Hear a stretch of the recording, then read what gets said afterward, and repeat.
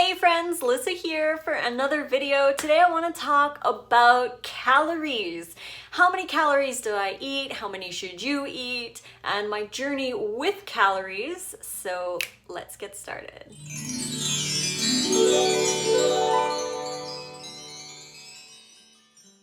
Calories, calories, calories. Yeah, there's a lot to say about calories.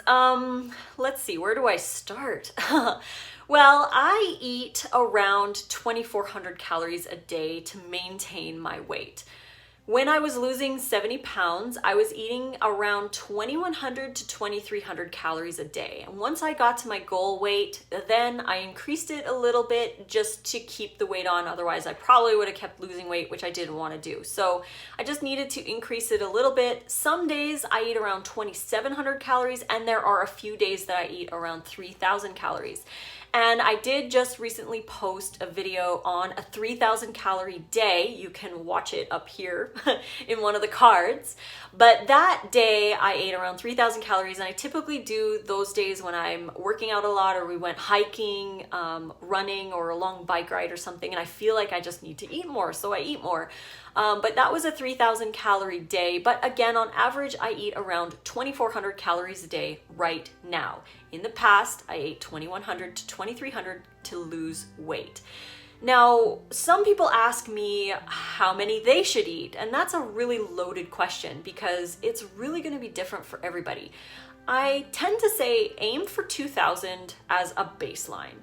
And if you feel hungry, like eat 2,000 for about a week. And if you feel hungry constantly, then you maybe need more calories. So increase it by maybe 200 or 300 calories. You move up to 2,300 for a week or so and see how you feel then. Maybe you're perfect at 2,300 calories and that's a great amount for you.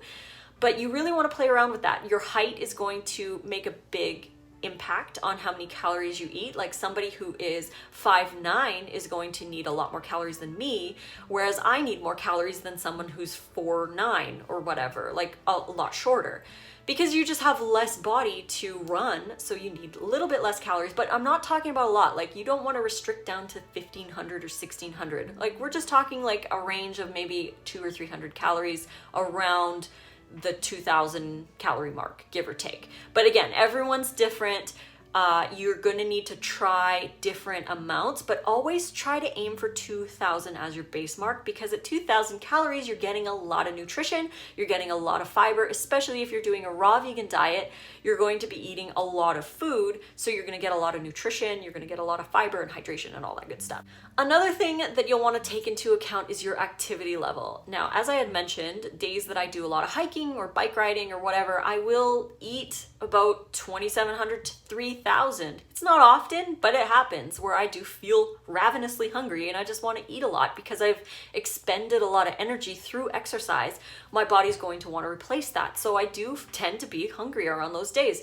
Days where I'm really sedentary, maybe for 3 or 4 days in a row, I'm doing a lot of computer work or doing online coaching or anything like that. Those days I tend to eat around, 2,200 or 2,400 calories. It's on the lower end because I'm just not as hungry as when I'm working out. So it really depends on your activity level. If you're on the shorter side and you have a desk job and you don't expend a lot of energy, you're not going to need the same amount of calories as a tall person who's running every day. It's going to vary dramatically. It's also going to vary on what you eat. If you are eating 2,000 calories of high fat with animal products and processed foods, you're probably going to gain weight. Most likely. Again, everyone's different, but likely you'll probably gain weight. But if you're eating 2,000 calories, low fat, a lot of raw foods or all raw foods, no processed stuff, and you're not doing any cheat days, then you're likely to lose weight. For the most part. Again, this is just broad, general ideas and what I've seen coaching people through the years. But yeah, it's like around 2,000 calories is a great place to start. Now, counting calories is another thing that people tend to get a little bit anxious over because they don't want to feel like they have an eating disorder because they're counting their calories or making sure they're getting everything. It's not like that. Counting calories to me is like putting training wheels on a bicycle. You want to learn how to ride the bicycle with the training wheels, and then once you know, you can take them off and try on your own.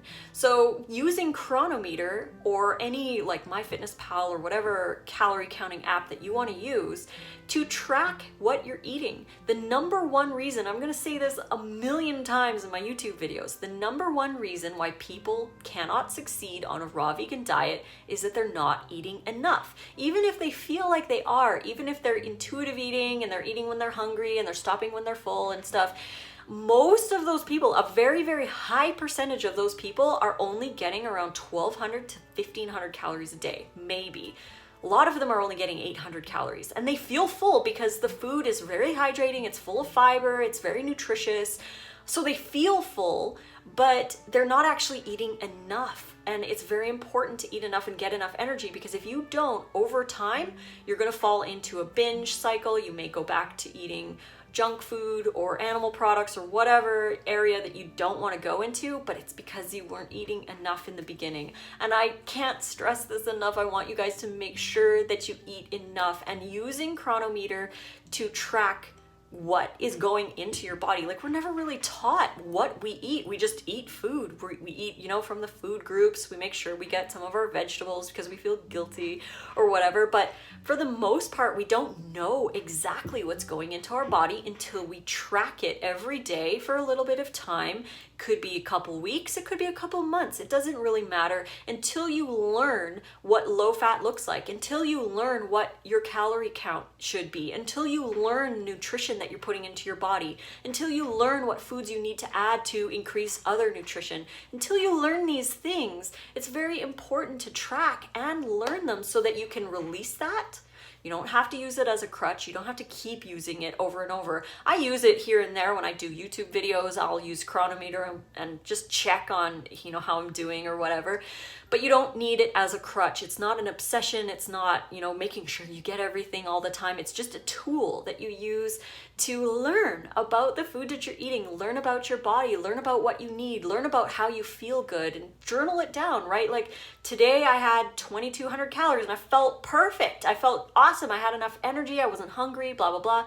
And then maybe the next day you only ate 1,900 calories and you're like, I was really hungry today. Maybe I really do need 2,300 calories or whatever. Like, you want to track that, really get to learn what your body needs, because everybody's going to be slightly different. I personally do amazing on 8% fats. But I also eat a lot of calories, like 2,400 calories at 8% fats is still a decent amount of fat. It's still appropriate. But if I was eating, say, 30% calories from fat at 2,400 calories, then I would be eating too high fat. I'd probably feel lethargic. I'd probably feel cravings coming on. I'd probably only want to eat fats. I feel like the more fat that I eat, the more cravings I have. But that's something that you need to track. You need to write in your journal, be like, today was a 25% fat day and I felt tired. I felt cravings. I felt, you know, a little lethargic or uninspired or whatever. Maybe on the days where you're eating 10% fat, you're like, I felt so good. I had so much energy. 10% is great for me. But it's through the practice of practice that we get to learn what our bodies need. So that is my talk on calories. They aren't evil. We should just be using that counting as a tool and really get to know what your body personally needs, because everyone is going to be different. If you're losing weight, eating around 2,000 calories, and when you get to your goal weight, just increase the calories so that you maintain it there. And you don't want to be under eating, because that's going to cause binges, nutritional deficiencies long term, and it's just not ideal and it's not sustainable. So make sure that you eat enough. Some people are really scared of eating higher calories, and that's understandable. Totally relate, because I had a fear of eating more calories in the beginning as well. I really had to release that and trust that the fact that I was eating low fat would allow me to eat more calories, and that turned out to be true for me. I could eat an abundance and not worry, because I was losing weight. I was losing weight, eating around 2,100 to 2,300 calories, and it was great, perfect for me. But again, that's for me. I'm 5'5", if anyone's wondering. That's how tall I am. And I went from 189 pounds to about 117. So it was like a 70-pound weight loss, give or take. But that's my story. I just wanted to share it with you guys, give a little bit of information about calories out there. Don't be scared of them. Make sure you eat enough. Don't need to overeat and you don't need to undereat. You just need to find that happy medium. And I think I'm just gonna add one more thing to this video. But the whole aspect of calorie restriction for anti-aging, a lot of people are saying that, you know, if you eat little, then you're gonna live long. But if you eat little, you're not getting enough nutrition.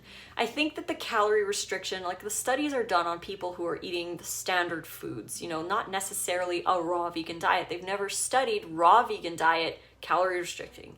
So I think this is just, again, my opinion, just throwing a theory out there, that I think that when you're eating raw vegan diet, if you're eating a lot of calories, it's not necessarily the same as eating a lot of calories of processed foods and cooked foods, and not all cooked foods are evil. You can do like steamed squash or steamed veggies, like it's not the end of the world. I don't believe that they're evil, I just don't believe that they're ideal. That's just my opinion.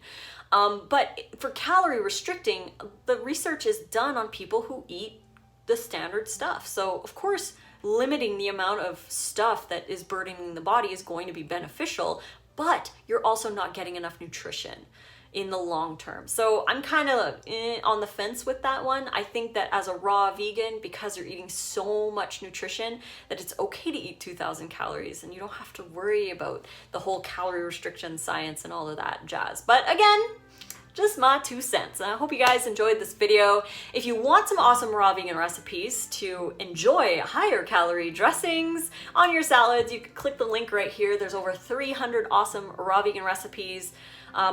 Most of them are low fat to no fat, so if you need that in your diet, there's also some high fat options in there as well if that's what you want. But the print versions are available in the description box below from Amazon. So hope you enjoy if you grab any of those books, and if you do happen to make any of the recipes, tag me on Instagram in your stories and I'll reshare your story in my stories. I love sharing the salads that people are making from my recipe books. It's so awesome to see all you guys enjoying an abundance of raw food, whether you're fully raw, whether you're vegan, or whether you're not at all and you just want to incorporate more raw foods into your diet. It's awesome. So please enjoy those recipes, and you can find me on Instagram at Raw Food Romance if you want to tag me over there. TikTok and Twitter as well at Raw Food Romance. Facebook, Lissa's Raw Food Romance, and Snapchat, Lissa Raw Vegan. So until the next video, guys, I love y'all and fruit on.